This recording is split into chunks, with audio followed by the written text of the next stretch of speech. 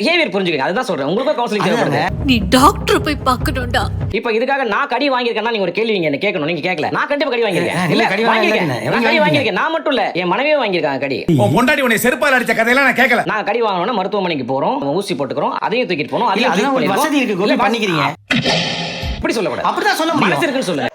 மூடிட்டு இருக்க மாட்டேடா. அந்த பார்டர் தாண்டி யார் வந்தாலுமே அது வந்து ஒண்ணு கொலைக்கும் இல்ல அட்டாக் பண்ணுவாங்க. பண்ணையார்த்தனமான பேச்சு சார். அதான் சார் உங்களுக்கு கவுன்சிலிங் தேவைப்படுது சார். பைத்தியக்கார கூதி. அதுவே இருந்துட்டு போட்டு நான் என்ன கேக்குறேன், நான் வந்து ஒரு தினக்கூலி எத்தனை என் வேலையை விட்டுட்டு ஊசி போட முடியும்? இதை வந்துட்டு நீங்க ஜெனரலைஸ்டா நீங்க வந்து ஒரு அவன் இன்னும் திருந்தலமாமா உடச்சே பேசுவோம். ஒரு பணக்கார வீட்டு குழந்தை நாய் கடிச்சு ரீசெண்டா எப்பவாது இறந்ததா நீங்க கேள்விப்பட்டிருக்கீங்களா? இல்ல அது பாயிண்ட் நான் சொல்லவே வரல. அதான் பாயிண்டே. நான் அதை தான் பாயிண்டாவே வைக்கிறேன். கோபி. வர்றவன் பொருளையே எடுத்து அவனை போடணும்டா.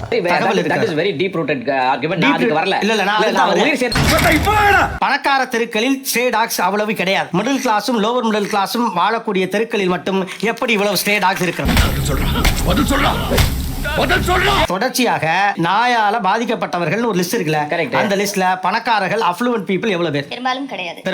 ஏன் கிடையாது? ஏன்னா பெரும்பாலும் அவங்க ரோட்லயே நடக்கிறது கிடையாது சார். அப்ப பிரச்சனை யாருக்கு இருக்கு? அதுக்கு அடுத்த பட்ச மக்களுக்கு ரோட்ல நடக்கிறவங்களுக்கு இருக்கு. அப்ப முடிவை யார் எடுக்கணும்? ரோட்ல நாய் இருக்கணுமா இல்லையானே? மிடில் கிளாஸ் தான் சார் அவங்க எப்படி சார் எடுக்க முடியும்? எல்லாரும் லூஸ் குதி ப்ரோ. இந்த படத்துக்கு வந்திருக்க எல்லாரும் லூஸ் குதி ப்ரோ. எந்த மாதிரி ஒரு சமூகத்துல நாம் இருக்கிறோம்? நாயையும் மனிதர்களையும் ஒப்பிடுற ஒரு சமூகத்துல நாம் இருக்கமா? இது எவ்வளவு ஆபத்தானது. இப்படியே போச்சுன்னா குரங்கா மாறிடும் சார். இந்த மாதிரி ஷார்ட்ஸ் பார்க்கலாம். மறக்காம சப்ஸ்கிரைப் பண்ணுங்க.